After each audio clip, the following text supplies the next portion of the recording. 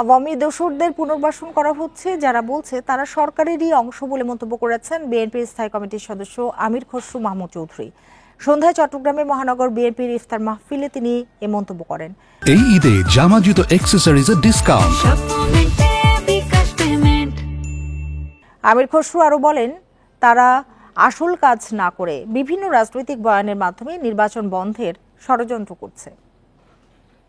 যারা আওয়ামী দোসরদের পুনর্বাসনের কথা সকাল বিকাল দুপুর বলতেছে, তারা তো সরকারের অংশ। তাদের কাজটা কি? তারা কেন এই কাজটা করতেছে না? আসল কাজ না করে রাজনৈতিক বয়ান প্রতিনিয়ত যেগুলো তৈরি করছে নির্বাচনটাকে বন্ধ করার জন্য, এটা বন্ধ করে এই কাজটা করলে ভালো হবে।